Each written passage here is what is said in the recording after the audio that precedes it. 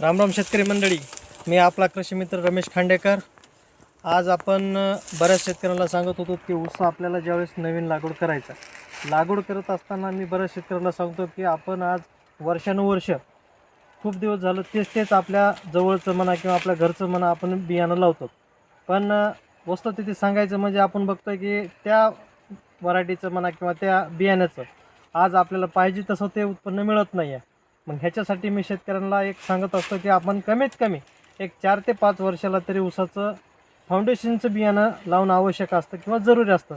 आज आपण ह्या ठिकाणी फाउंडेशनचं ज्या ठिकाणी आपण ऊस लावलेला आहे, तर आपण ह्या ठिकाणी आज बघू शकतोय की आज आपण त्या ऊसाची क्वालिटी कशा पद्धतीची आहे।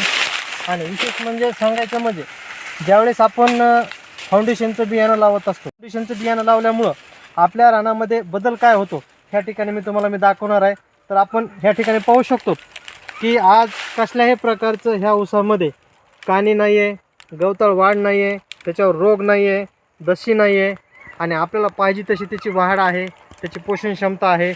तर आपण सर्व शेतकऱ्याला माझी विनंती आहे की तुम्ही फाउंडेशनचं बियाणं ज्यावेळेस आपल्याला ऊस लावायचं आहे त्याच्या अगोदर 1 वर्ष जर आपल्या घरी 5-6 गुंठे जर फाउंडेशनचं जर बियाणं जर लावलं, निश्चित आपल्या घरच्या पुरतं तुम्ही बियाणं चांगल्या पद्धतीचं शुद्ध बियाणं तुम्ही तयार करू शकता आणि आपल्या ऊसामधून आपल्याला भरघोस उत्पन्न चांगल्या पद्धतीने मिळू शकतं। तर असंच मला शेतकऱ्यांना सांगायचं आहे आणि ह्या ठिकाणी आज प्रात्यक्षिक तुम्हाला मी दाखवतो आहे। आज बघा ह्या ठिकाणी कसल्याही प्रकारचं ऊस खाली गिरलेला नाही आहे किंवा त्याच्यामध्ये कसलीही रोगराई नाही आहे। तर एकच माझी शेतकऱ्यांना विनंती आहे की ह्या वर्षी कमीत कमी प्रायोगिक तत्वावर एक 5 ते 6 गुंठे तरी तुम्ही फाउंडेशनचं बियाणं आणा आणि लागवड करा आणि आपलं पीक चांगलं बनवण्याचा प्रयत्न करा। धन्यवाद।